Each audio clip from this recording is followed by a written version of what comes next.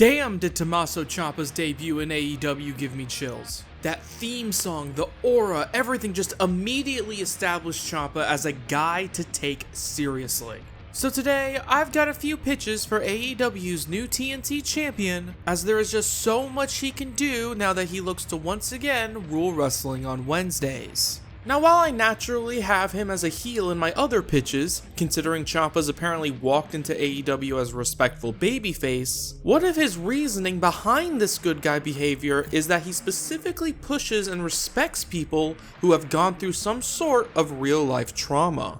I mean, the clue for this pitch is literally in his song. My shadow knows my story. So good.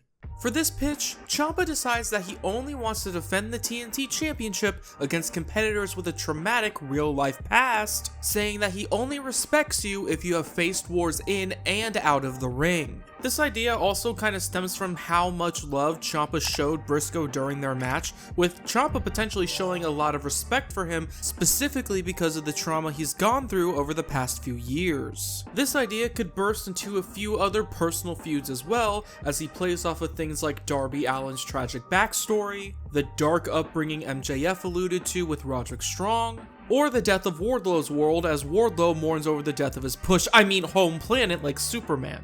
But like I mentioned earlier, I see Tommaso Ciampa in the long term as a major heel. We know he can be a main event worthy talent in this role, so why not immediately put him in that top level position, as my next pitch has him taking over the Death Riders. With Moxley as a clear-cut babyface and the rest of the Death Riders acting as the main villains of AEW, it feels inevitable that Mox will get kicked out in one way or another.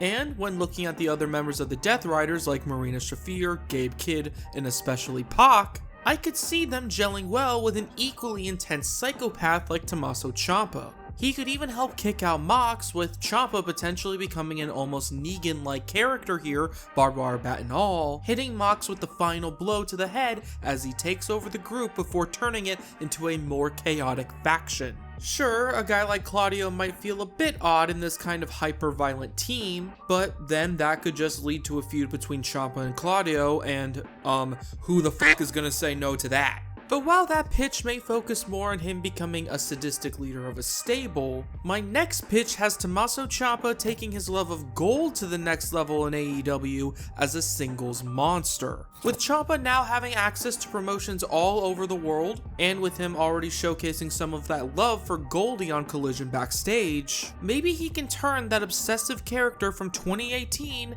into his own mini belt collector gimmick with other promotions. The two things we know about Ciampa so far in AEW are that he loves his family and that he loves his belts. So it just feels natural for him to want to combine those ideas, right? He can become like a crazed leader of his own little family of titles, getting more and more deranged with each new addition. And of course, if anybody is stupid enough to actually touch one of his belts, then they can just get a DDT on the concrete for touching his baby.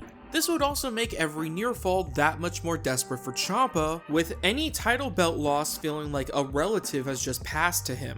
Maybe he can go and ask Xavier Woods for those morning black robes he had. I'd actually love to see him wear that giant black hat, come to think of it. Eventually, if AEW are ever able to bring in Johnny Gargano, then he would be the perfect person to show Ciampa what it means to have a real family again. You know, one not made of leather and brass. But with Tommaso Ciampa now established in AEW following their New Year's trade with Hobbs, what do you want Tommaso Ciampa to do next? And what dream matches do you want to see now that he's in AEW? I personally can't wait for the meeting between Ciampa and Swerve, as they could have a very inventive brawl, I think. Thank you all so much for watching, and until next time, have a good day. Bye-bye.